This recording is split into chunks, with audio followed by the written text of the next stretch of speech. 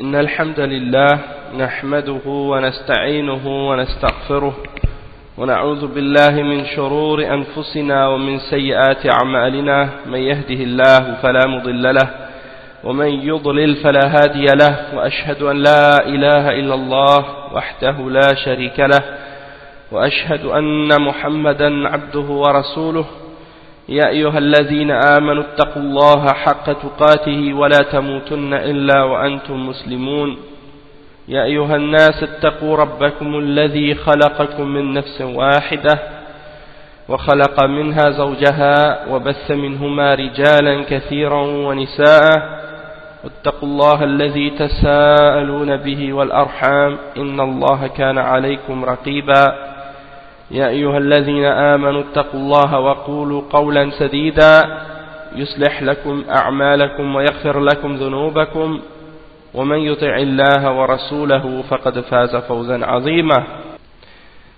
أما بعد وإن خير الكلام كلام الله وخير الهدي هدي محمد صلى الله عليه وسلم وإن شر الأمور محدثاتها وكل محدثة بدعة وكل بدعة ضلالة وكل ضلالة في النار أما بعد. طيب, donc on va commencer tout de suite aujourd'hui, c'est le cours numéro 35 dans l'explication du Kitab al-Tawhid, al-Mulakhas fi Kitab al-Tawhid. Et on est toujours dans le chapitre au sujet de Anwa' al-Sihr, les différentes sortes de sorcellerie, les différentes sortes de magie.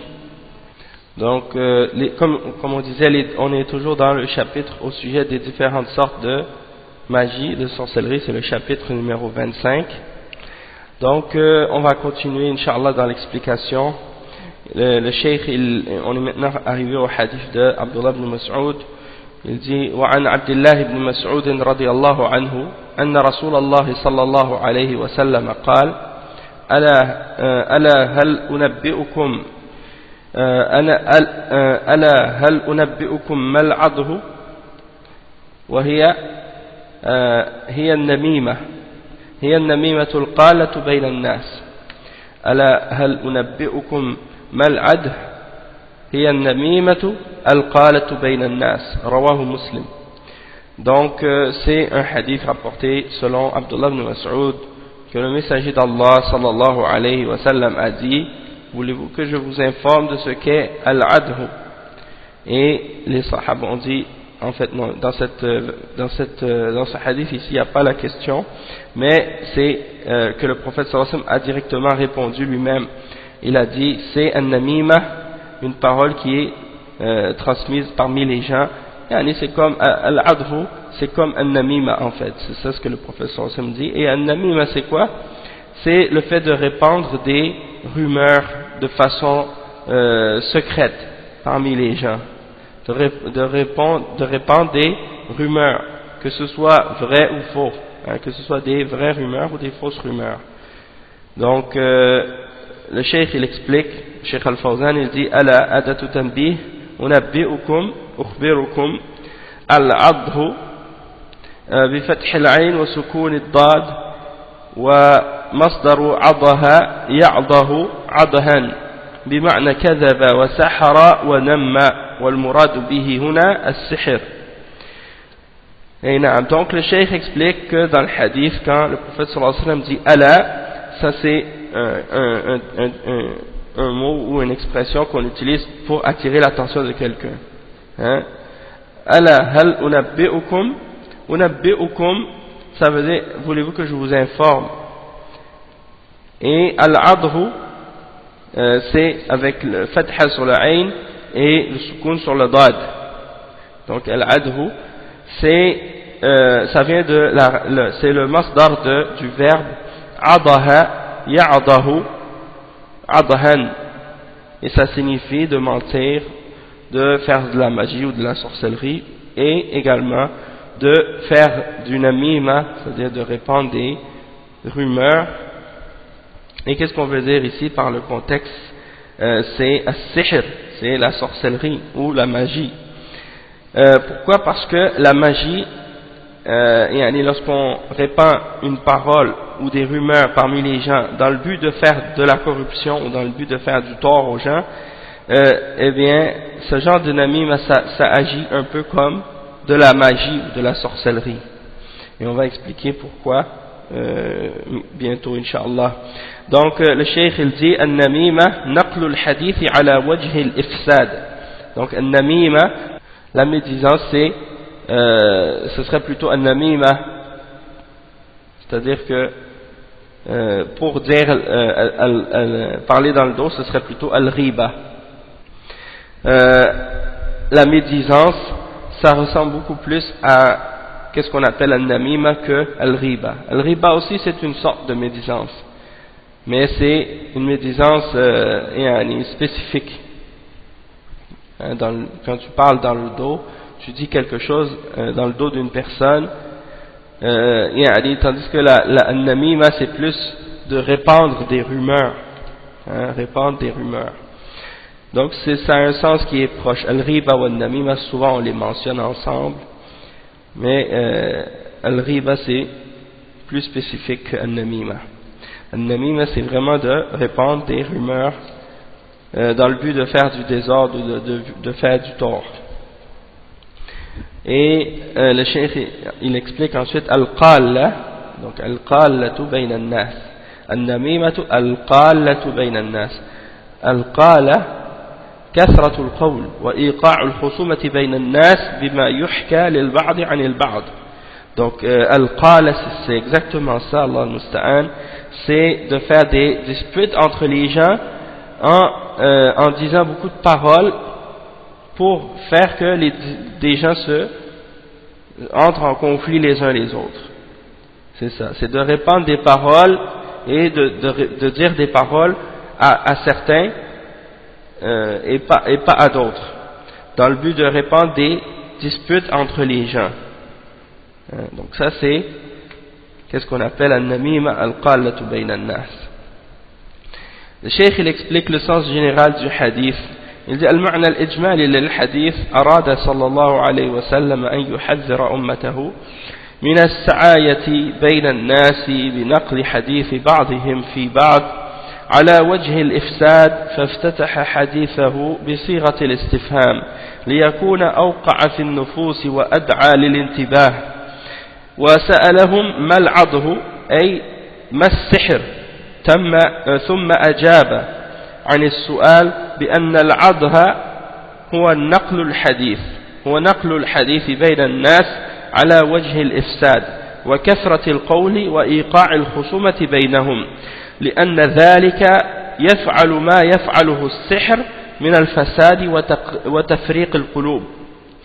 Donc le cheikh explique que la signification générale de ce hadith, c'est que le prophète sallallahu alayhi wa sallam a voulu mettre sa umma en garde contre le fait de répandre des paroles et propager des paroles entre les gens, ou de le dire à certaines personnes au sujet de d'autres, de dire certaines choses à propos de certaines personnes, de diffuser ces paroles-là à certaines personnes parmi les gens dans le but de créer du désordre et dans le but de créer de la division ou de la corruption.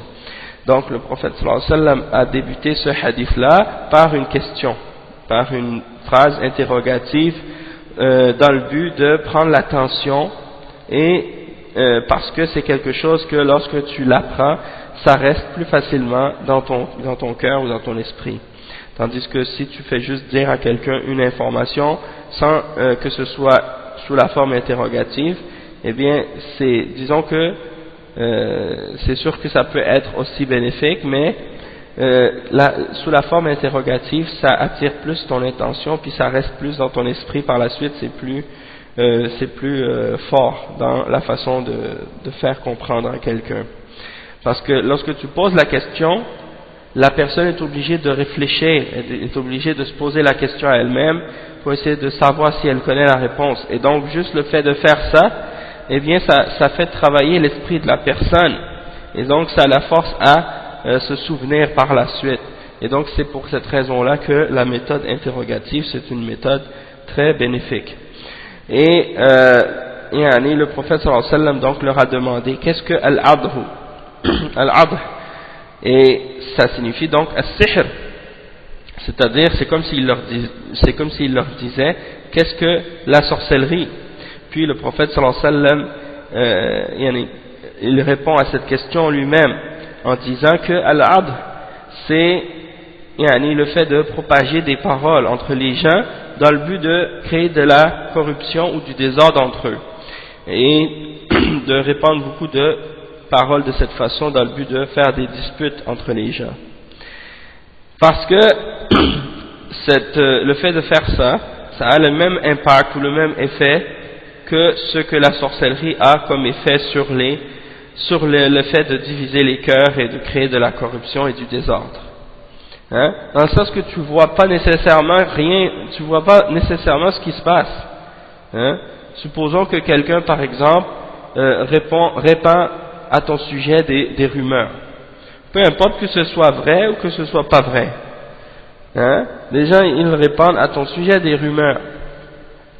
Eh bien, tu vois l'effet de ces rumeurs-là, tu vois les répercussions et les effets de cette rumeur, et tu vois cette réaction-là et ces effets-là se produire devant toi, mais tu comprends pas d'où ça vient et tu comprends pas comment ça se fait. Hein? C'est comme un peu inexplicable, puisque tu vois que des gens commencent à te regarder bizarrement, ou bien des gens commencent à s'écarter, ou des choses de ce genre. Alors tu vas dire, mais qu'est-ce qui se passe? Hein? Et toi tu sais pas que c'est à cause de certains individus qui sont en train de faire un namima, sont en train de répandre des fausses rumeurs à ton sujet, et commencer à dire des choses à ton sujet, et toi ils te le disent pas, personne te dit rien. Alors toi tu comprends pas qu'est-ce qui se passe.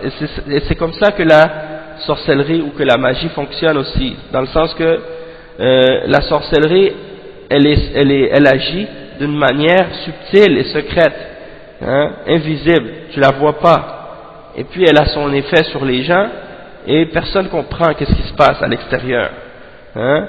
Donc c'est un peu comme de la sorcellerie, c'est-à-dire an-namima, ça a un peu le même effet que la sorcellerie. Donc le prophète sallallahu alayhi wa sallam il l'a nommé comme ça, il l'a appelé al-adh. Et le cheikh il dit wa munasabatul hadith lil bab أن النبي صلى الله عليه وسلم بين فيه أن النميمة نوع من أنواع السحر.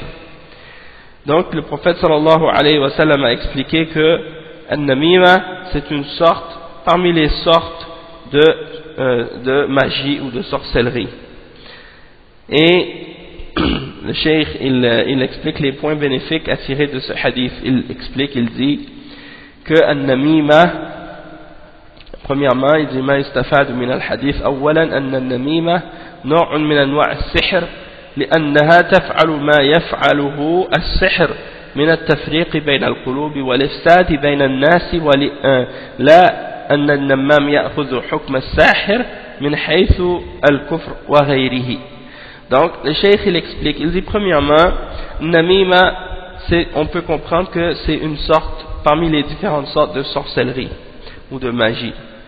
C'est dans le sens que la personne qui fait un namima, c'est comme si elle a le même effet, c'est comme si qu'est-ce qu'elle fait, ça a le même effet que la sorcellerie. Dans le sens que ça divise les cœurs et que ça corrompt entre les gens. Puisqu'il y a des sorciers qui font ça des fois. Quand ils veulent séparer entre un homme et sa femme, ou entre deux personnes, ou bien des choses de ce genre, ils utilisent la sorcellerie, et an-namima ça peut avoir le même effet. Donc le cheikh il dit donc que la personne qui fait an-namima, c'est comme si elle faisait quelque chose qui est semblable à qu'est-ce que fait le sorcier, mais ça ne veut pas dire que cette personne-là va prendre le même verdict ou mériter la même punition que le sorcier, dans le sens qu'elle ne va pas devenir kafir pour avoir fait la médisance, ou bien pour avoir fait par exemple d'avoir propagé des fausses rumeurs ou des choses comme ça. On ne va pas dire qu'elle est kafir comme le sorcier, et on ne va pas dire non plus que c'est du shirk. Qu'est-ce qu'elle fait? Sauf que c'est sur le plan de de l'effet et des conséquences de an-namima, que ça ressemble à la sorcellerie. Mais c'est pas nécessairement, c'est pas pour dire que la personne qui fait an-namima, il est comme un kafir ou comme un mushrik, ou bien qu'il est comme le sorcier, il a le même verdict, ou bien qu'il mérite d'être exécuté comme le sorcier. C'est pas la même chose. D'accord? Il faut bien comprendre qu'il y a une différence entre les deux. Ensuite, le cheikh il explique comme point numéro 2, ثانيا تحريم النميمة وأنها من الكبائر. Donc, comme deuxième point, l'interdiction des grands péchés et le fait de comprendre que c'est quelque chose qui fait partie des grands péchés. Ça fait partie des kaba'ir. An-namima, c'est interdit et ça fait partie des grands péchés. ثالثا التعليم على طريقة السؤال والجواب لأن ذلك أثبت في الذهن وأدعى للانتباه. Donc le cheikh il explique que l'enseignement en utilisant la méthode de questions et réponses c'est une bonne méthode à utiliser parce que c'est quelque chose qui fait que l'information va rester plus fermement inscrite dans l'esprit des gens et que ça prend l'attention, ça prend notre attention. Donc c'est quelque chose très très bien, très positif. Et donc ça c'est le hadith en question de Ibn Mas'ud. Ensuite le prochain hadith ولهما عن ابن عمر رضي الله عنهما أن رسول الله صلى الله عليه وسلم قال إن من البيان لسحرا أخرجه البخاري ومسلم. Donc c'est un hadith rapporté par Al-Bukhari et Muslim selon Abdullah ibn Umar radiyallahu anhuma que le messager d'Allah sallallahu alayhi wa sallam a dit il y a certaines formes d'expression qui sont comme de la sorcellerie. Il y a certaines formes d'expression qui sont comparables à la sorcellerie. Il y a des paroles comme ça qui sont envoûtantes tellement elles sont belles et il y a des personnes qui s'expriment bien à un point tel que ça devient comme de la sorcellerie. Et justement, il y a une personne à l'époque du prophète sallallahu alayhi wa sallam, quand le prophète sallallahu alayhi wa sallam avait mentionné le verdict au sujet de quelqu'un qui avait causé la mort d'un fœtus ou quelque chose comme ça, ou bien quelque chose qui avait rapport avec le fœtus, et puis quelqu'un avait répondu en disant comment quelqu'un qui n'a pas encore mangé, ni bu, ni rien fait, comment celle-là pourrait-elle recevoir le prix de sang, ou bien on pourrait punir quelqu'un pour quelqu'un qui n'a même pas encore vécu ou qui n'a même pas encore rien eu. Et la personne avait dit ça, et avait comme s'était objecté au verdict du prophète sallallahu alayhi wa sallam en disant des vers de poésie, en disant, ou bien plutôt pas des vers de poésie, mais en disant ça avec avec des rimes. C'est comme si la parole de la personne c'était en rime son objection. Alors le prophète sallallahu alayhi wa sallam a dit à propos de cette personne hada min ikhwan al-kuhan, ou quelque chose dans ce sens-là, en voulant dire que cette personne c'est le frère des sorciers ou le frère des voyants ou des médiums ou des devins, des gens qui prétendent connaître l'avenir et des choses de ce genre, en voulant dire que cette personne elle est comparable à ceux qui qui utilisent de la sorcellerie ou des charmes pour essayer de charmer ou de tromper les gens. Et c'est ça donc qui était mentionné. Ça ressemble un peu à ce hadith ici qui est rapporté par Al-Bukhari et Muslim, qui dit qu'il y a certaines façons de s'exprimer qui sont comme de la magie, qui sont magiques, qui sont comme de la sorcellerie, qui sont enchanteurs et envoûtantes. Donc ça me fait aussi penser à l'exemple de, justement, quand le prophète sallallahu alayhi wa sallam, quand il a dit à propos des gens de la personne qui avait dit des rimes pour s'objecter au prophète sallallahu alayhi wa sallam, que c'était les frères des Kuhan. Ça me fait aussi penser à l'exemple des gens qui font du rap, des gens qui font du rap pour répandre toutes sortes de mensonges et de faussetés et qui utilisent cette méthode parfois même pour Allah al-Musta'an, essayer d'envoyer des messages ou des choses de ce genre. Puis souvent ce sont des ignorants et la majorité du temps c'est ça. Donc ils ne font qu'égarer les gens, ils ne font que d'égarer les gens comme les poètes. Allah subhanahu wa ta'ala il mentionne dans le Coran justement dans Surat al-Shu'ara à la fin, وَالشُّعَرَاء يَتَّبِعُهُمُ الْغَاوُونَ, c'est-à-dire les poètes, c'est la plupart d'entre eux c'est des gens déviés, des gens égarés qui les suivent. Et c'est la réalité, hein, surtout à propos de qu'est-ce que ces gens-là écrivent ou qu'est-ce qu'ils disent dans leur musique ou dans leur rap ou des trucs de ce genre. Et c'est juste un exemple en passant à ce sujet-là. Ensuite, au sujet de la parole du prophète sallallahu alayhi wa sallam, inna min al-bayan ila sihra, il y a des formes d'expression qui sont tellement éloquentes, tellement belles qu'elles sont elles sont comme des paroles enchantées ou bien des paroles magiques, elles sont comme de la sorcellerie, hein, envoûtantes. Donc le cheikh il dit al-bayan al-balagha wal-fasaha. Donc al-bayan c'est le fait d'être éloquent et d'être clair et de s'exprimer clairement. Et la sihra ay ya'malu 'amal as-sihr فيجعل الحق في قالب الباطل والباطل في قالب الحق فيستميل قلوب الجهال. Donc إن من البيان إلى السحر, donc c'est pour dire que il y a certaines formes d'expression qui sont tellement belles, qui sont tellement claires, qui sont tellement éloquentes qu'elles agissent de la même manière que la sorcellerie.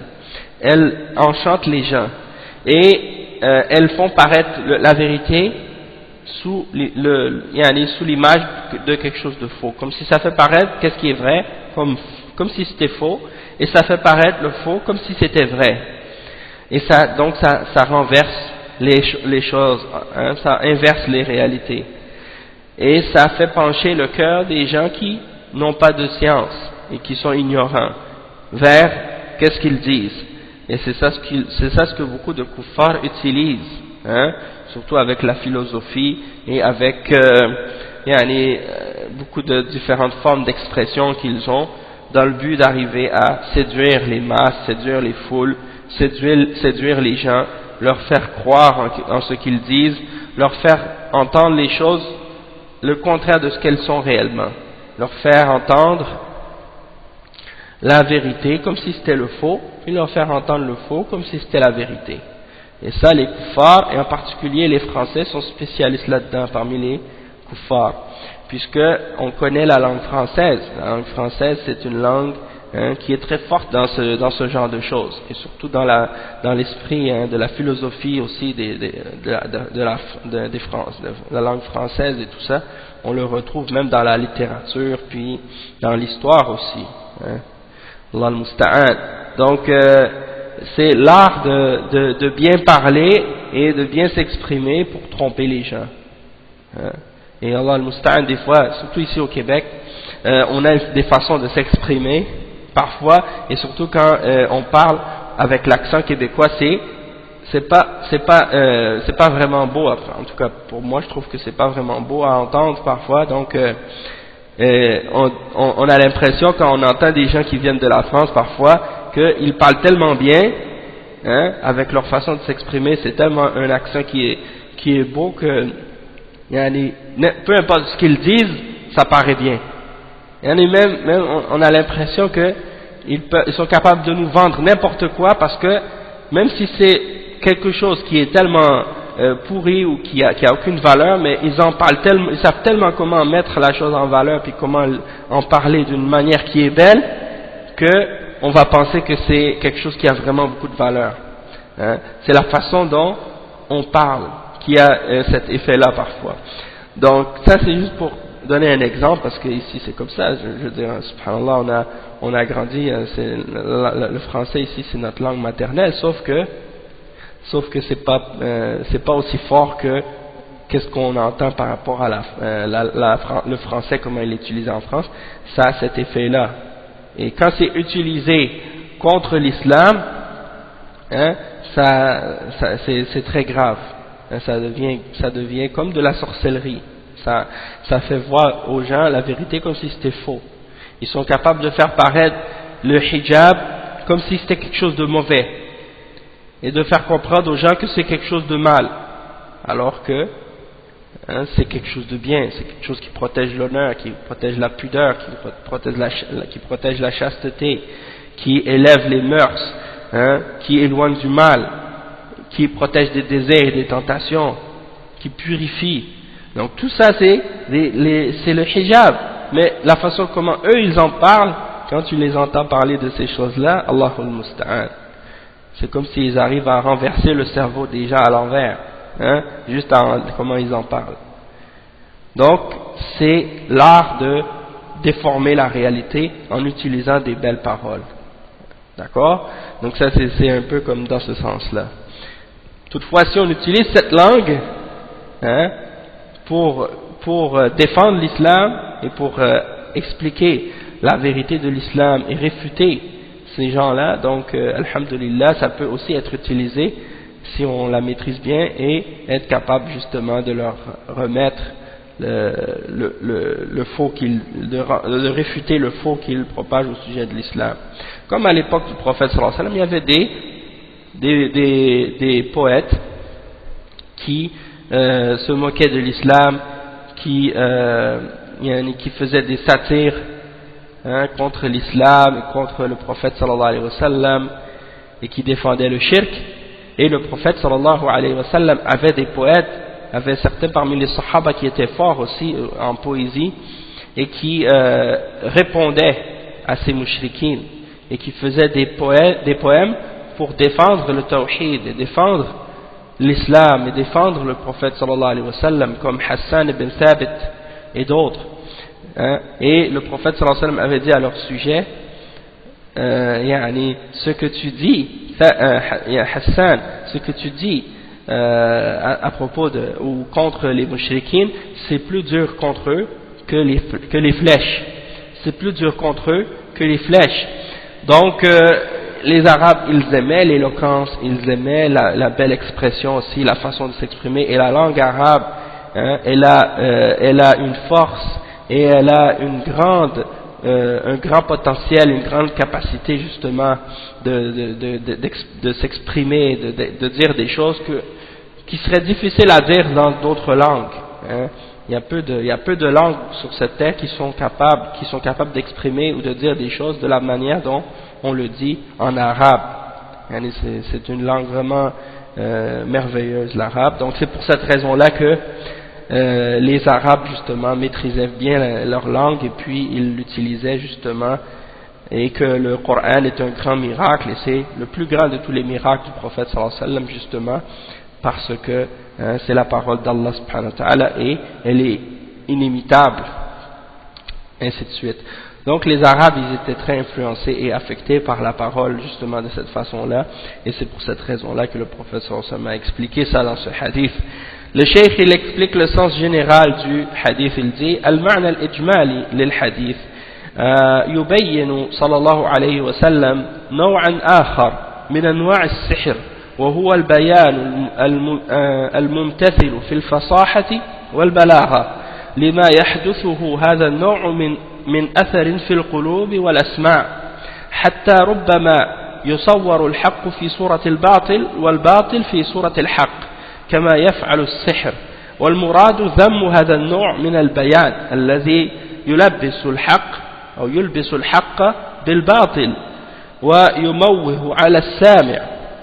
Donc le sens général de ce hadith, c'est comme on a expliqué, ça explique que le prophète sallallahu alayhi wa sallam veut nous expliquer une autre sorte de sorcellerie parmi les différentes sortes, et c'est l'éloquence et la belle expression dans le but de faire paraître le vrai comme étant faux et le faux comme étant vrai, parce que c'est l'éloquence et la belle façon de s'exprimer, ça a un impact sur les cœurs et sur les oreilles des gens, et ça inverse les réalités parfois, ça peut même inverser les choses, ça fait croire aux gens en des choses qui sont fausses, et ça les fait s'éloigner de qu'est-ce qui est vrai. Donc ça c'est un peu comme ce que fait la sorcellerie. Ça mélange et ça confond les réalités.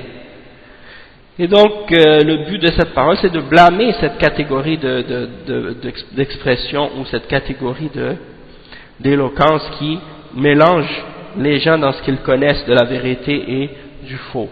Hein? Et il y a beaucoup même parmi les musulmans, Allah al-Musta'an, parfois, il y en a qui ont ce don de parler, ce don de s'exprimer, et les gens de bid'a aussi, parmi eux, il y en a qui ont ce don-là, et qui l'utilisent pour mélanger les gens dans ce qu'ils connaissent de l'islam, et dans ce qu'ils savent de l'islam. Donc, par exemple, un des meilleurs dans ce domaine, c'est Tariq Ramadan.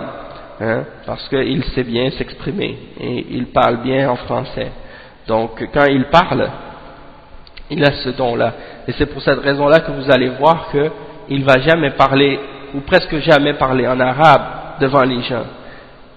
Hein, vous allez le voir par exemple parler en anglais, faire des conférences en anglais.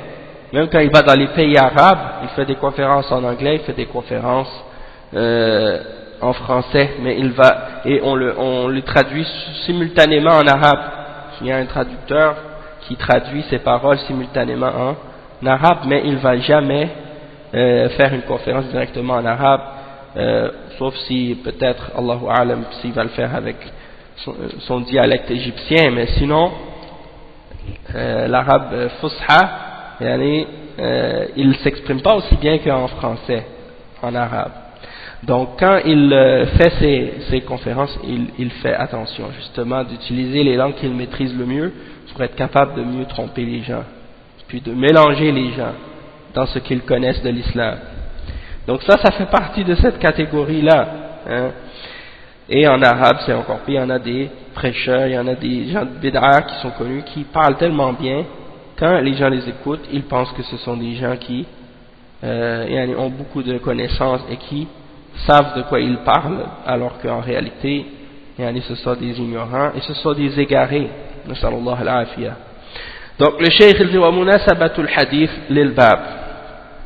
Dans le sens que quelqu'un parfois peut être un grand savant de l'islam, hein, peut être un grand savant de l'islam, quelqu'un qui est qui a une connaissance très grande de la religion, de la sharia, du fiqh, du hadith, du tafsir, de la langue arabe et ainsi de suite, et qui n'a pas une belle voix ou qui ne s'exprime pas tellement avec éloquence. Toutefois, il a une science vraiment forte, vraiment grande, et à cause de sa façon de parler, il y a des gens qui voudront pas ou qui vont pas être intéressés à l'écouter. Ils vont dire ah mais lui j'aime pas sa façon, j'aime pas comment il parle. Et pourtant c'est de lui qu'il faut apprendre puisque c'est lui qui a le ilm. Hein? Et j'entendais souvent ça de la part de certains ici des hizbiyin à l'époque quand je leur disais d'écouter Cheikh Abdelaziz ibn Baz. Ils me disaient ah mais lui quand il parle on comprend pas qu'est-ce qu'il dit. Hein? On comprend pas, c'est pas clair ou des choses de ce genre. Alors que sa parole elle est très claire. Hein, et qui s'exprime clairement, mais parce qu'ils ne veulent pas entendre qu'est-ce qu'il dit, ils ne veulent pas l'écouter, donc ils utilisent ce genre de prétexte. Puis c'est sûr qu'il y en a d'autres, comme tu vas entendre par exemple, d'autres individus qui n'ont pas d'ilm, qui sont des gens qui appellent au dalal et à l'égarement, puis ils parlent tellement bien, c'est tellement beau, quand ils parlent, hein, c'est comme du miel dans les oreilles. Hein? Eh bien, Allah Musta'an, c'est des gens qui appellent à l'égarement. Donc il ne faut pas juste se baser sur la voix ou sur l'expression ou sur l'éloquence de la personne pour essayer de savoir si cette personne est bien ou non, ou si ça vaut la peine de l'écouter ou non. Il faut se baser sur la personne. Est-ce qu'elle est sur la sunna? Est-ce qu'elle est sur la salafiyya? Est-ce qu'elle est sur l'islam vrai? Est-ce qu'elle a une vraie connaissance, ou bien c'est juste que c'est une personne qui a une belle voix, une belle façon de parler, puis qui appelle à l'égarement, ou qui n'a pas de science et qui égare les gens. Sallallahu alayhi wa sallam. Ensuite, le cheikh il explique donc que oui, مناسبة الحديث للباب أن فيه بيان نوع من أنواع السحر وهو بعض البيان. Donc c'est ça. Le cheikh il explique que la raison pourquoi on mentionne ce hadith dans ce chapitre, c'est parce qu'on explique dans ce hadith une des catégories de sorcellerie, et que c'est la façon de s'exprimer parfois qui peut être magique. وما يستفاد من الحديث أولا بيان نوع من أنواع السحر وهو البيان الذي فيه تمويه وتلبيس. Donc il y a comme premier point bénéfique dans ce hadith que il y a différentes sortes de sorcellerie, et parmi ces sortes-là, il y a l'expression, la façon de bien s'exprimer, qui est utilisée dans le but de déformer, de mélanger la vérité et le faux, et de faire croire aux gens des choses fausses. Le point numéro 2, ذم هذا النوع من البيان وأما البيان الذي يوضح الحق ويقرره ويبطل الباطل ويدحضه فهو ممدوح. Donc le cheikh explique que il y a ici le blâme et la critique de cette catégorie d'éloquence ou d'expression qui mélange la vérité et le faux, et qui fait paraître le vrai comme étant faux et le faux comme étant vrai. Toutefois, quand on parle de l'expression qui est dans le but de clarifier la vérité ou de réfuter ce qui est faux et de détruire ce qui est faux, alors ça, dans ce cas-là, c'est quelque chose qui est louable et quelque chose qui est bien. Donc ça, c'est la fin de ce chapitre, hein, et on commence maintenant, Inch'Allah, l'explication du chapitre suivant. Babun ma ja'a fil kuhani wa nahwihim. Qu'est-ce qui a été rapporté au sujet des médiums, des voyants, des oracles, des gens qui prétendent connaître l'avenir, en fait, de façon générale. On les appelle en arabe kuhan, hein? Et on dit, ça c'est le pluriel, kuhan c'est le pluriel, le singulier c'est kahin, hein? Donc kuhan, kahin, kahin ça s'écrit kaf, alif, ha, hein? Kahin, c'est ça, kaf, alif, ha, nun, kahin. Et kuhan, eh bien c'est le pluriel, kaf, ha avec une shadda, alif, nun, kuhan. Et dans certains pays comme en Algérie par exemple, il y a les Kabyles, souvent vous allez les entendre, ils se réfèrent à une personne, une femme qu'ils ont connue historiquement avant l'islam, qui était là-bas. Supposément c'était une guerrière ou une sorcière. Justement on l'appelait Al-Kahina. Eh bien Al-Kahina, hein, ça veut dire une sorcière, ça veut dire une voyante soi-disant. Donc Allah al-Musta'an, c'est bizarre que ces gens-là ils prennent une fierté ou un symbole en cette femme qui était une sorcière. Allah al-Musta'an. Souvent ceux qui se réfèrent à cette femme, c'est des gens qui appellent au racisme, au nationalisme kabyle, et qui demandent par exemple de revenir à la laïcité ou à combattre l'islam, à prendre la démocratie comme référence, à se baser sur l'Occident, et qui appellent à changer ils veulent disons faire comme qu'est-ce qu'on appelle en arabe da'wa al-jahiliya, appeler aux valeurs et aux idées de la jahiliya, le tribalisme, le nationalisme, le fait de se réunir autour d'une langue et mettre l'islam de côté. Ou bien même parmi eux, certains d'entre eux, Allah Mustaan, ils sont même allés jusqu'à renier l'islam. Donc ça c'est une catégorie d'entre les Kabyles qui n'ont pas compris la foi en Allah subhanahu wa ta'ala. Et Allah Mustaan, maintenant qu'est-ce qui se passe? Il y a beaucoup d'entre eux certains d'entre eux qui font la da'wa au christianisme. Ils essaient de revenir au shirk et à l'égarement des chrétiens. Donc j'en ai rencontré quelques-uns comme ça qui essaient de me parler, et puis étant donné que j'étais chrétien auparavant, donc quand il me rencontre, c'est comme s'il se frappe à un mur de béton, hein, parce que il voit que je connais leur religion et je connais leurs idées, donc à chaque fois je leur clarifie les choses, puis bien entendu Allah musta'an, certains d'entre eux ils refusent d'accepter, mais bon, quand même certains ils écoutent et ils réfléchissent par la suite, parce qu'on leur a fait comprendre des choses fausses sur l'islam, on leur a montré une mauvaise image de l'islam. Beaucoup d'entre eux ils ne réalisent même pas la réalité de ce que c'est l'islam, hein?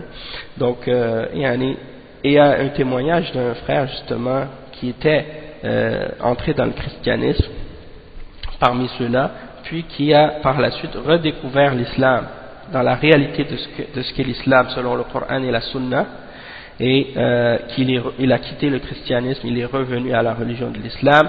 Mais quand il a expliqué ça, il a dit c'est comme si en réalité c'est maintenant que j'étais musulman pour la première fois, parce que auparavant je n'avais jamais vraiment connu la réalité de ce qu'était l'islam. Donc masha'Allah. Donc on va revenir au sujet là du cours. Le cheikh il dit ma ja'a fil kuhan wa nahwihim. روى مسلم في صحيحه عن بعض أزواج النبي صلى الله عليه وسلم عن النبي صلى الله عليه وسلم قال من أتى عرافا فسأله عن شيء فصدقه لم تقبل له صلاة 40 يوما. Ça c'est un hadith qui est rapporté par Muslim et par l'imam Ahmad dans sa Musnad. Il dit celui qui va voir, c'est rapporté de la part de certaines d'entre les épouses du prophète sallallahu alayhi wa sallam, il dit celui qui va voir un voyant ou un médium ou un diseur de bonne aventure, peu importe la personne qui prétend qu'elle peut connaître l'avenir, soit que ce soit les cartes ou les feuilles de thé ou bien le tarot, hein, ou bien l'astrologie, ou bien lire les lignes de la main, ou peu importe quelle méthode, tracer des lignes dans le sable, hein, toutes ces méthodes et ces techniques que les gens utilisent pour essayer de prédire l'avenir ou prétendre qu'ils savent l'avenir. Donc si quelqu'un va voir ces gens-là, hein, alors le prophète sallallahu alayhi wa sallam a dit à ce sujet-là que sa prière ne sera pas acceptée pendant 40 jours. Et ça c'est seulement si elle va les voir. Ça c'est seulement si elle va les voir, c'est-à-dire ça on ne parle pas de la personne qui croit en ce que la personne va dire. Ça c'est seulement la personne qui va les voir. Donc sa prière va pas être acceptée pendant 40 jours. Allahu musta'an. Et ça inclut également les horoscopes qui sont écrits dans les journaux et dans les magazines, et même on remarque même dans les horoscopes, dans les magazines soi-disant arabes parfois, et même dans les pays arabes, les magazines et les journaux même, Allah musta'an, qui sont diffusés dans les pays arabes, il y a toujours une section pour l'horoscope. Sallallahu al-afiyah. Et en même temps aussi il y a toujours une section des petites annonces où vous allez voir des soi-disant voyants ou des soi-disant médiums qui prétendent qu'ils peuvent te donner l'avenir, qu'ils peuvent te donner le bonheur, qu'ils peuvent te dire si tu vas réussir dans ta vie personnelle ou professionnelle. Allahul musta'an. Donc tout ça c'est des choses graves et des choses de shirk, de kufr, que ces gens-là propagent. Donc tout ça, ça rentre là-dedans. Quelqu'un ne doit pas lire ça. Quelqu'un ne doit pas lire les horoscopes, même par curiosité. Même par curiosité. Hein? Quelqu'un ne doit pas lire les horoscopes, ne doit pas lire les trucs qui prétendent connaître ou dire l'avenir. Le cheikh il explique ici, il dit Al-Kuhan, Jam'u Kahin, wa huwa alladhi yukhbiru 'anil mughayyibat في المستقبل اعتمادا على الاستعانة بالشياطين. ومناسبة الباب لكتاب التوحيد لما كان الكهان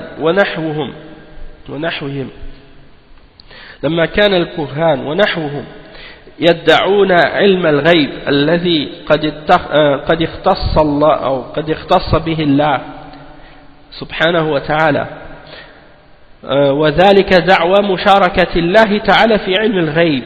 أراد المصنف أن يبين في هذا الباب ما جاء في حقهم وحق من صدقهم من الوعيد.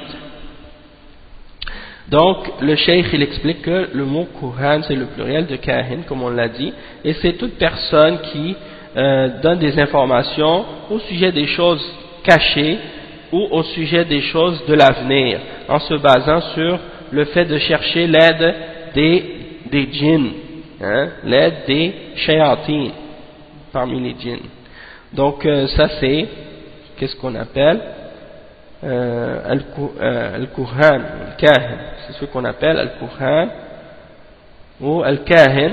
Et si tu veux dire le masdar c'est al-kahana, ou bien le mot de qu'est-ce qu'ils font de prédire l'avenir, c'est al-kahana, c'est-à-dire de prétendre pouvoir dévoiler des choses de l'avenir ou de l'invisible.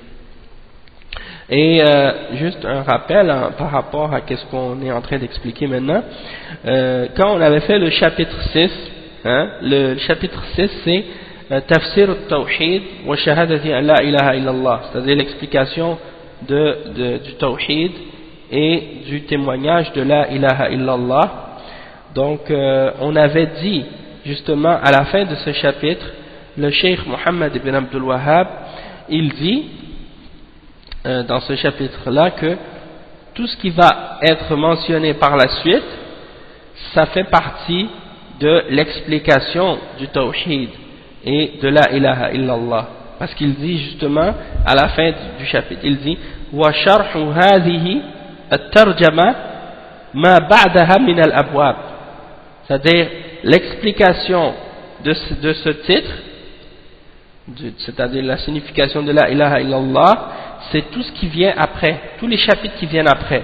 Donc ça veut dire qu'après le chapitre 6, c'est-à-dire à partir du chapitre 7 jusqu'à la fin du livre, le chapitre 68, si je ne me trompe pas, c'est le dernier, eh bien tous ces différents chapitres-là sont des explications de la ilaha illallah et du tawhid, ou de qu'est-ce qui oppose le tawhid, et qu'est-ce qui détruit ou qui diminue le tawhid. Donc ça fait partie de ces points-là, et c'est ça que je voulais juste rappeler parce que c'est important de le mentionner pour faire comprendre le but de ces chapitres-là. Donc les 6 premiers chapitres, c'est l'introduction du tawhid, la définition, et tout ce qui a rapport avec la compréhension de la signification du tawhid dans sa définition et dans ses principes de base. Puis le reste, c'est les détails et la clarification des différents points et des différentes questions qui sont reliées au tawhid. Donc ici, donc on a expliqué al-Qur'an c'est quoi. Ensuite le cheikh dit wa munasabatul bab li kitab at-tawhid lamma kana al-Qur'an wa nahwuhum yad'una ilm al-ghayb. Donc le cheikh il dit pourquoi on a placé ce chapitre dans kitab at-tawhid. Il dit parce que, étant donné que les gens qui prétendent connaître l'avenir, les diseurs de bonne aventure, les médiums, les voyants, les oracles ou les autres noms, je ne sais pas, il y en a plein qu'on peut utiliser, tous ces gens-là, les marabouts, ou bien les, soi-disant, parfois ils se prétendent même, ils s'appellent même shuyukh ou des sheikhs, ou je ne sais pas quoi. Donc tous ces gens-là qui prétendent qu'ils peuvent dire l'avenir ou connaître l'avenir, ils prétendent avoir la connaissance du ghaib, qui est une chose qui est particulière à Allah, une caractéristique spécifique à Allah subhanahu wa ta'ala. Donc en prétendant posséder cette caractéristique-là, c'est comme s'ils essaient de s'approprier d'une des qualités d'Allah subhanahu wa ta'ala, une des attributs exclusifs d'Allah subhanahu wa ta'ala, en prétendant être disons avec Allah subhanahu wa ta'ala dans cette capacité de connaître l'invisible. Donc l'auteur du livre, le cheikh Mohammed ibn Abdul Wahhab, a voulu dans ce chapitre clarifier qu'est-ce qu'on doit penser ou qu'est-ce qu'on doit dire au sujet de ces gens-là, et qu'est-ce qui a été dit à leur sujet, et que dire de la personne qui croit en ce que ces gens-là disent, ou bien qui vont les consulter par curiosité ou des choses de ce genre. Donc ensuite le cheikh dit ma ja'a fil kuhan ay min at-taghliz wal wa'id. Donc les gens qui disent aujourd'hui ah mais non on connaît le tawhid, les gens ils ont appris le tawhid, on n'a pas besoin d'en parler. Et comment ça se fait si on connaît le tawhid, ces choses-là sont propagées partout dans les pays musulmans et qu'on en retrouve parfois même partout qui ont des locaux, des bureaux, des commerces même, Allah al-Musta'an. Et maintenant c'est rendu que ils offrent même leurs services par téléphone, ils appellent les gens par téléphone pour leur offrir leurs services, et il y a même des sites internet, et des choses comme ça, et il y en a qui prétendent offrir des services de ruqya et des choses de ce genre, alors qu'en réalité ce ne sont pas de ruqya, ça n'a rien à voir avec la ruqya. Qu'est-ce qu'ils font? C'est du sihr, ou bien c'est des kahana ou des choses de ce genre, c'est des sorciers souvent, et ils se prétendent faire la ruqya. Ils utilisent toutes sortes de formes de sihr, demandent l'aide des shayatines, des choses de ce genre. Donc le cheikh il dit donc ma ja'a fil kuhan min at-taghlid wal wa'id. Donc qu'est-ce qui a été rapporté au sujet des voyants dans le Coran et dans la Sunna et dans les paroles des ulama, comme menace et comme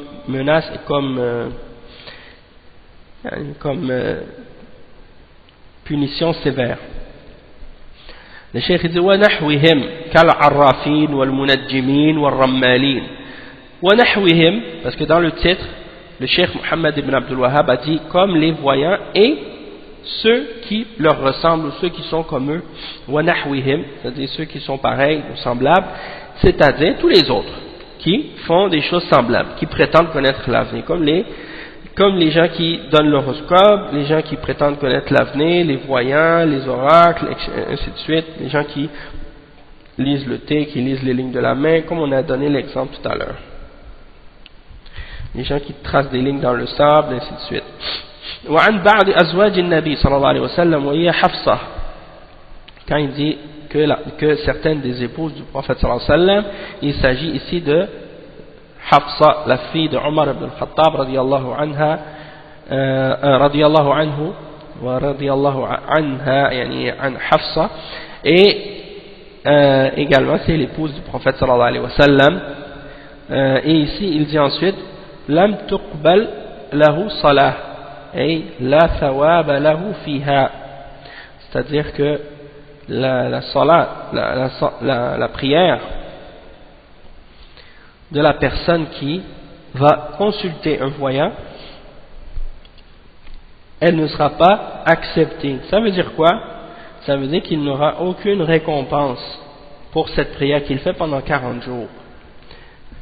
Toutefois, il sera quand même obligé de la faire, parce que s'il ne la fait pas, ça c'est encore pire. Ensuite, le cheikh il explique, il dit المعنى الإجمالي للحديث المعنى الإجمالي للحديث يبين صلى الله عليه وسلم الوعيد المترتب على الذهاب إلى الكهان ونحوهم لسؤالهم عن المغيبات التي لا يعلمها إلا الله أن جزاء من فعل ذلك حرمانه من ثواب صلاته لمدة 40 يوما وتلبسه بالمعصية وفي هذا وعيد شديد ونهي أكيد عن هذا الفعل مما يدل على أنه من أعظم المحرمات. وإذا كان هذا جزاء من أتى الكاهن فكيف بجزاء الكاهن نفسه؟ نعوذ بالله من ذلك ونسأله العافية. Donc le cheikh explique que la signification générale du hadith, c'est que le prophète sallallahu alayhi wa sallam, il mentionne la menace qui est reliée au fait d'aller voir les sorciers, d'aller voir les gens qui prétendent connaître l'avenir, dans le but de leur poser des questions sur les choses cachées ou les choses invisibles que personne ne connaît excepté Allah subhanahu wa ta'ala. Et ça, cette chose-là, c'est répandu, hein, même dans les pays soi-disant civilisés, modernes, hein, qui sont remplis de différentes nouvelles technologies, où les gens pensent que tout le monde est basé sur la logique et la raison, et que ce qui est rationnel, eh bien vous voyez que, Allahul Musta'an, ces gens-là, ils se basent sur ce genre de choses. Ils se basent sur ce genre de pratiques et d'idées, d'avoir recours à des sorciers, des voyants, des diseurs de bonne aventure, et même dans la famille, hein, il y en a des deux côtés, père et mère, il y avait beaucoup de gens qui avaient justement, quand ils voulaient savoir des choses sur est-ce que je vais rencontrer une femme, elle demande est-ce que je vais rencontrer un homme, quand il demande par exemple est-ce que je vais rencontrer un homme, est-ce que je vais rencontrer quelqu'un, elle va voir la liseuse de cartes. Elle va voir la liseuse de cartes, par exemple, je me rappelle certaines de mes tantes qui racontaient des histoires comme ça, qu'elle allait voir des liseuses de cartes, des gens qui vont lire les cartes pour savoir qu'est-ce qui va arriver dans l'avenir. Est-ce que je vais rencontrer quelqu'un, est-ce que je vais ci, est-ce que je vais ça. Et puis là, elle parlait de ça, il y en a à la table, je me rappelle, c'était comme les histoires là pour me dire, pour dire aux gens, elle m'a dit ça, elle m'a dit ça, elle m'a dit ça, Allah Musta'an. Et bon, donc ça c'est des choses répandues. Au Québec ici il y en a plein des choses comme ça, et j'imagine qu'en Europe il y en a plein. Même ici à Montréal il y a un de ces sorciers là, un Mauritanien, qui fait ce genre de choses. C'est un Mauritanien, il est arrivé ici depuis quelques années, subhanallah, et puis supposément que c'est un gars qui prétend connaître l'avenir et qui prétend être un voyant. Il se donne l'image de quelqu'un qui est quelqu'un religieux, quelqu'un qui est pieux. Et puis, il fait ce genre de choses-là. Il y a toujours des gens qui vont chez lui, hein, comme ça. Et il paraît même que c'était lui le voyant ou le médium de l'ancien président de la France, l'ancien président de la France, hein, et supposément donc c'est ça, il prétendait, ça c'est ce qu'il prétend lui-même, hein, lorsque l'ancien président français était venu au Québec justement, il avait pris quelques jours pour aller rencontrer son sorcier là, son médium, hein. Donc même ces gens-là, ils ont recours à ce genre de personnages pour aller leur demander est-ce que je vais gagner les élections, est-ce que si je rentre dans les élections, est-ce que je vais gagner, est-ce que je vais avoir ci, est-ce que je vais avoir ça, hein? Donc si des gens vous les voyez comme ça, hein, donc tout ça c'est interdit par l'islam, et de voir des gens qui se prétendent musulmans et qui se disent même être religieux, pratiquants, hein, et qui par la suite tu les vois qui pratiquent ce genre de choses-là, qui dit aux gens qu'ils sont capables de voir l'avenir et des choses comme ça, qu'ils ont des dons, hein, et ainsi de suite. Ça c'est grave. Et c'est pour ça tu vois beaucoup comme je disais tout à l'heure à propos des magazines, eh bien beaucoup de ces gens-là dans les magazines ou dans les journaux, même ici à Montréal, il y a dans les annonces, les petites annonces dans les journaux, il y a toujours ces annonces-là, des voyants là. Et tu vois que c'est des noms africains musulmans. C'est des noms africains musulmans, Abdoulaye, hein, des noms comme ça, Allah Musta'an. Tu te dis, mais comment ça, Abdoulaye, hein, qui prétend qu'il connaît l'avenir, qui peut te dire ton avenir ou des choses comme ça, A'udhu Billah, hein. Et donc une fois, je me rappelle, quand j'étais tout nouveau dans l'islam, je venais de me convertir, ça faisait pas trop longtemps, et j'avais appris que c'était pas permis, que c'était kufr de faire ça. J'avais pris le téléphone, puis j'avais appelé un de ces voyants là pour lui dire qu'est-ce qu'il fait, c'est kufr, hein. Donc je l'appelle et je lui dis, écoute, je lui dis, mais qu'est-ce que tu fais là, ça c'est pas permis en islam, comment tu fais ça, c'est pas permis, c'est kufr. Et là il m'a dit, c'est toi qui es kafir. Il a raccroché, Allah musta'an. Après j'ai essayé de rappeler, ça répondait plus. Donc je suis parti dans la boîte téléphonique et puis je l'ai rappelé. Il a répondu encore. J'ai dit, crains Allah, hein, c'est grave ce que tu fais. Il m'a raccroché encore une fois. Mais bon, ça c'était quand j'étais plein de zèle là, au début de ma conversion comme on dit. Mais aujourd'hui j'aurais pas de temps à perdre puisqu'il y en a tellement maintenant dans le journal que si je commençais à faire ça, j'aurais jamais fini. Donc Allah al-Musta'an, c'est pour dire que il faut que la connaissance de ces choses-là soit propagée parmi les musulmans. Il faut enseigner aux musulmans ces choses-là pour qu'ils s'écartent de ces choses-là et pour que ces choses-là cessent. Et il faut également que les responsables dans les pays musulmans, les chefs d'État et les dirigeants, prennent leurs responsabilités de justement faire interdire ces choses-là et d'établir les peines islamiques sur les individus qui pratiquent ce genre de choses-là et qui mangent l'argent des gens illicitement, qui volent les gens. Hein? Ça c'est leur responsabilité. Et donc on demande à Allah subhanahu wa ta'ala qu'il facilite cette chose à nos dirigeants pour que justement les musulmans puissent être protégés dans leur foi et dans leur aqidah et dans leur manhaj. Ça c'est très important. Et Allah al-Musta'an, même l'autre jour dans le métro, je me rappelle, le journal, une page entière du journal pour offrir à quelqu'un, aux gens, un talisman. Donc la personne, il y a sa photo, puis un gros texte, il y a une page entière, commandez votre talisman. Allah al-Musta'an. Et puis tu vois que c'est écrit, ça coûte rien. Vous appelez, vous commandez, on vous envoie votre talisman, et puis vous n'allez pas donner aucun argent, seulement si vous avez un résultat, soi-disant. Si vous avez un résultat là, vous donnez. Après, mais avant, vous donnez pas. Allah Mustaan. Imaginez. Hein? Donc la personne, elle a ton adresse, elle a ton nom, elle t'envoie le talisman. Imaginez.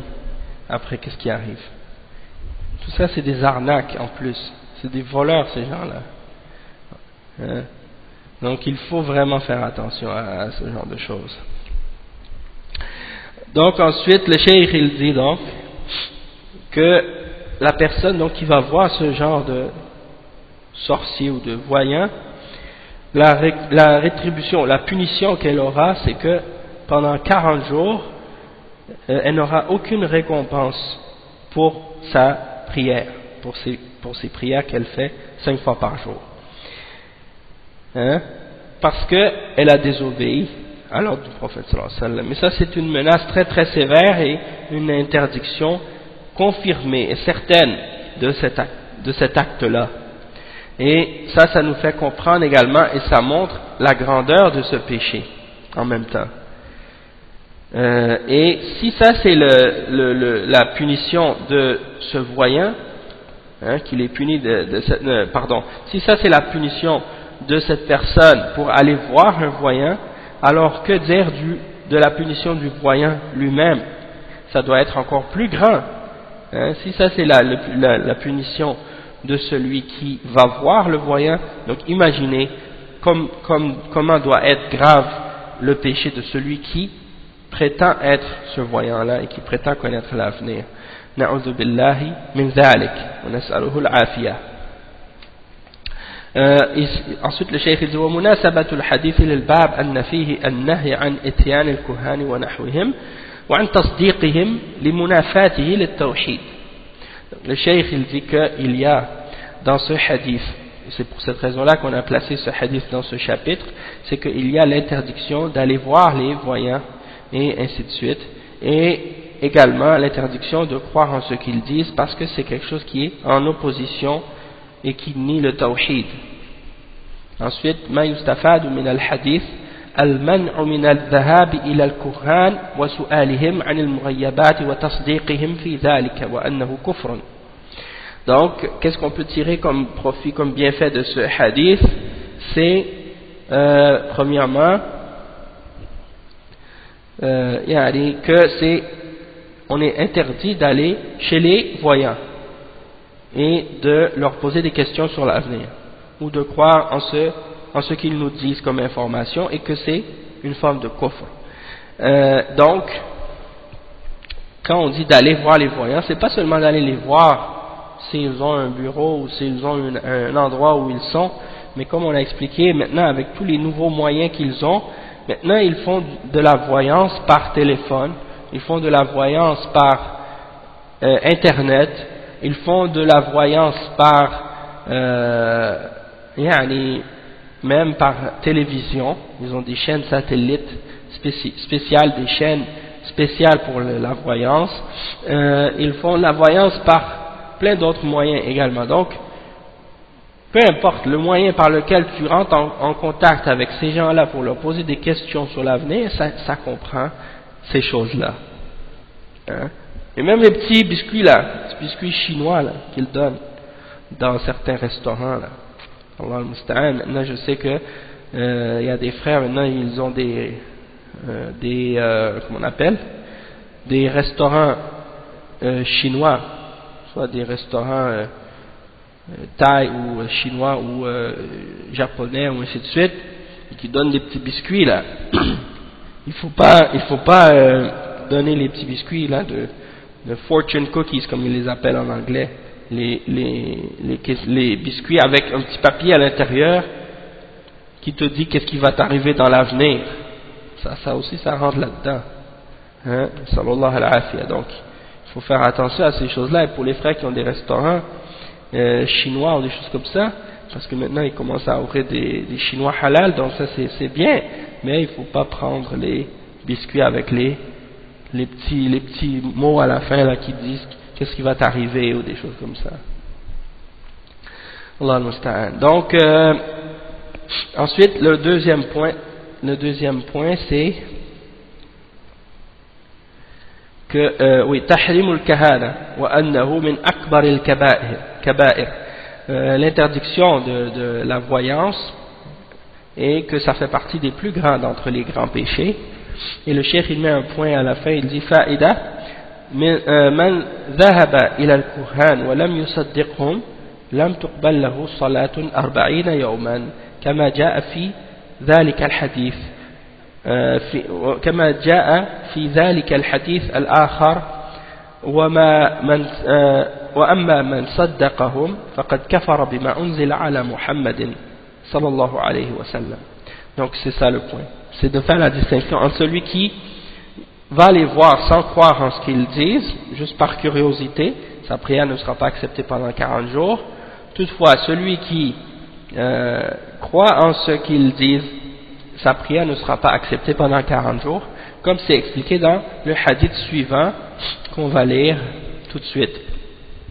Le cheikh il dit وعن أبي هريرة عن النبي صلى الله عليه وسلم قال من أتى كاهنا فصدقه بما يقول فقد كفر بما أنزل على محمد فقد كفر بما أنزل على محمد صلى الله عليه sallallahu alayhi wa sallam. Donc qu'est-ce qu'il mentionne ici? C'est un hadith qui est rapporté selon Abi Huraira radiyallahu anhu, et c'est Abu Daoud qui l'a rapporté. C'est l'imam Abu Daoud al-Sijistani qui l'a rapporté. Et il dit que le prophète sallallahu alayhi wa sallam a dit: celui qui va voir un voyant et qui croit en ce qu'il dit, alors il a mécru en ce qui a été révélé sur le prophète Muhammad sallallahu alayhi wa sallam, rapporté par Abu Daoud. Et donc j'ai dit que c'est rapporté par Abu Daoud, mais ce n'est pas seulement Abu Daoud qui l'a rapporté, il y a beaucoup d'autres rapporteurs aussi, comme par exemple l'imam al-Tirmidhi et Ibn Majah et An-Nasa'i et Ahmad et Al-Bukhari dans Tarikh al-Kabir et beaucoup d'autres. Et le hadith il est Hassan, d'accord? Donc ça c'est par rapport à ce hadith. Celui qui va voir un voyant et qui croit en ce qu'il dit, il a mécru en ce qui a été révélé sur le prophète Muhammad sallallahu alayhi wa sallam.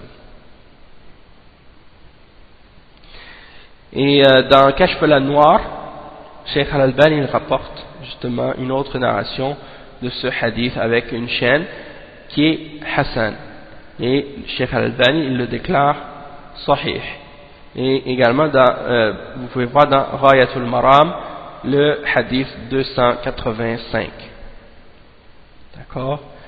Et il y a une autre version aussi qui est mentionnée. Il dit Walil Arba'a wal Hakim قال صحيح على شرطهما وعن أبي هريرة من أتى عرافا أو كاهنا فصدقه بما يقول فقد كفر بما أنزل على محمد صلى الله عليه وسلم. Donc ça aussi c'est une autre version de ce hadith qui est Hassan. Donc il est rapporté par Abu Daoud et les 4 également ont rapporté ce qu'on a mentionné tout à l'heure, hein? Ibn Majah, Nasa'i, At-Tirmidhi et d'autres également. Et Al-Hakim, il a dit qu'il est sahih selon les conditions de Al-Bukhari et Muslim. Ça c'est les paroles de Cheikh Mohammed ibn Abdul Wahhab qui rapporte ça. Après il dit wa an Abi Hurayra. Donc ça c'est l'autre version. Abi Hurayra radiyallahu anhu, il dit que le prophète sallallahu alayhi wa sallam a dit celui qui va avoir un voyant et qui croit, un voyant ou un diseur de bonne aventure, ben, les deux on sait que c'est la même chose, kahinan ou arrafan, et qui croit en ce qu'il dit, alors il a rejeté, il a mécru en ce qui a été révélé sur le prophète Muhammad sallallahu alayhi wa sallam. Celui-là aussi, comme on a dit, c'est un hadith qui est Hassan.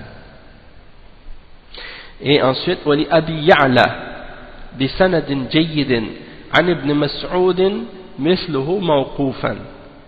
Donc c'est-à-dire que la même parole a été rapportée également, mais selon Ibn Mas'ud, c'est-à-dire ça a été rapporté comme étant également une parole de Abdullah ibn Mas'ud, que Abdullah ibn Mas'ud a dit ça. Et dans ce cas-là aussi, ça c'est sahih aussi, de Abdullah ibn Mas'ud, c'est sahih aussi. Donc on va lire la suite, l'explication. بما أنزل على محمد فقد كفر بما أنزل على محمد أي الكتاب والسنة. Donc quand on dit qu'il a mécru en ce qui a été révélé sur le prophète Muhammad sallallahu alayhi wa sallam, c'est-à-dire il a mécru en le Coran et en la Sunna. المعنى الإجمالي للحديث بروايتيه الوعيد الشديد على إتيان الكهان والعرافين لسؤالهم عن المغيبات وتصديقهم في ذلك لأن علم الغيب قد اختص الله به ومن أتاهم وصدقهم فقد كفر بالوحي المنزل على محمد صلى الله عليه وسلم. Donc la signification générale dans ces deux narrations qu'on vient de lire, c'est que il y a une menace sévère sur le fait d'aller visiter les voyants et les diseurs de bonne aventure et ainsi de suite, et les médiums, pour leur demander au sujet des choses de l'invisible et pour leur demander au sujet de l'avenir et des choses de ce genre, et de croire en ce qu'ils disent dans ces choses-là, puisque la science de l'invisible c'est quelque chose qui est particulier, exclusif à Allah subhanahu wa ta'ala. Donc celui qui va voir un voyant et qui croit en ce qu'ils disent, alors il a rejeté la foi en la révélation qui est révélée sur le prophète Muhammad sallallahu alayhi wa sallam. Ensuite le cheikh dit munasabatul hadith lil bab anna fihi an-nahy an ityan al-kuhan wal arrafin wa bayan al-wa'id fi dhalik. Dans ce hadith il y a l'interdiction d'aller voir les voyants et les diseurs de bonne aventure ou ainsi de suite, et de croire en ce qu'ils disent.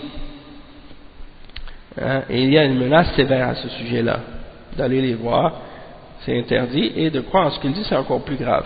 وَمَا يُسْتَفَادُ مِنَ الْحَدِيثِ. Qu'est-ce qu'on peut tirer comme bienfait de ce hadith?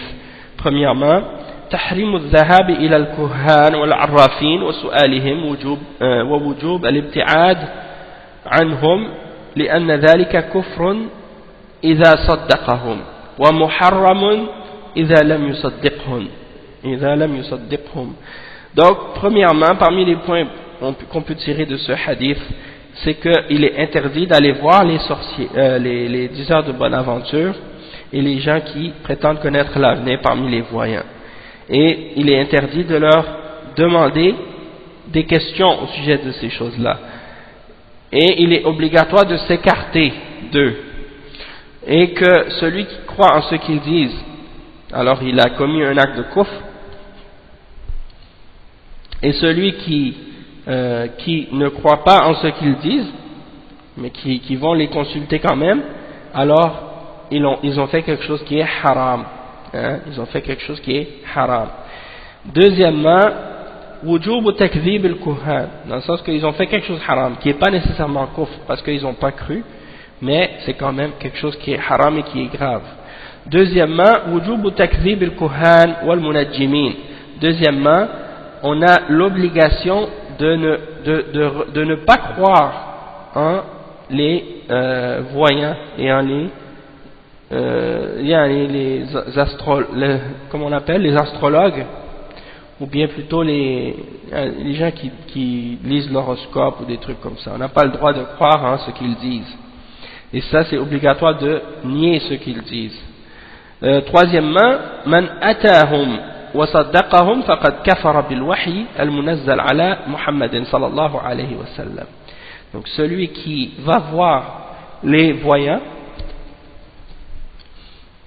et qui croit en ce qu'ils disent, il a rejeté la révélation qui a été révélée sur le prophète Muhammad sallallahu alayhi wa sallam. Et rabi'an, أن الكهانة شرك لأنها تتضمن دعوى مشاركة الله تعالى في علم الغيب.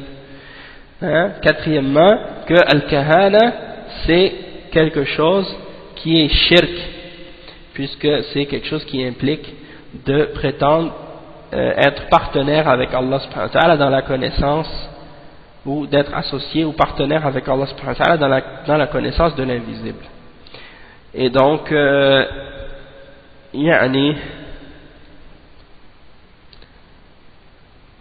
donc ça c'est le point, que c'est al-kahana, c'est shirk. Et on a expliqué déjà que les kuhan, les voyants, les médiums, les voyants et ainsi de suite, parfois ils ont recours aux djinns pour obtenir des informations. Et parfois il y en a qui vont parmi eux prétendent pouvoir entrer en contact avec des êtres qui sont décédés.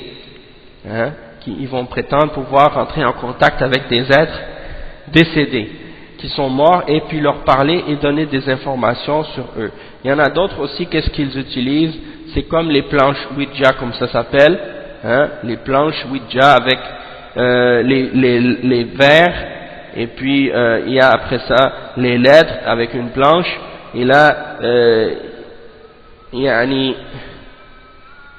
ils vont mettre de l'eau dans le verre, et puis ils vont mettre leur doigt dessus, soi-disant le verre il bouge tout seul, puis ça indique des lettres, puis c'est comme s'ils pensent qu'ils entrent en contact avec des esprits ou des morts ou des choses comme ça, alors que c'est les djinns qui jouent avec eux comme ça.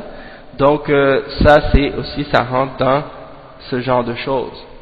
Et ça c'est shirk aussi, et c'est très dangereux. Donc tout ça c'est des choses haram, des choses graves, il faut s'en écarter. Donc c'est ça. Toute personne qui prétend connaître l'avenir, il est mushrik, il est kafir dans ce sens-là. Peu importe s'il se dit religieux, musulman ou kafir, peu importe. Même les shuyukh soufiyin, les soufis, ils pensent que les awliya, ils connaissent le ghaib, ils ont la connaissance absolue du ghaib, ou qu'ils ont la connaissance de qu'est-ce qui est dans le lawh al-mahfouz. Donc ils pensent que quelqu'un ne peut pas être un wali, un vrai saint ou un vrai rapproché d'Allah s'ils n'ont pas cette connaissance du ghaib.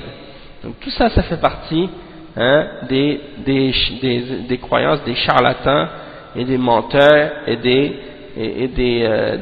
shayatin al-ins, des diables humains. Donc on va s'arrêter ici pour aujourd'hui, Inch'Allah, et on continuera ce cours la semaine prochaine, dimanche prochain, bi'idhnillah, avec la suite des paroles qui ont été mentionnées dans ce chapitre au sujet de Al-Kuhan.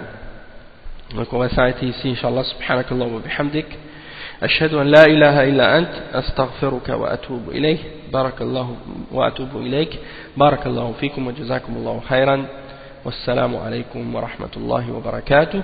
Et ceux qui ont des questions sur les cours ou des choses comme ça, ils envoient les questions par email parce que je réponds pas aux questions sur Paltalk.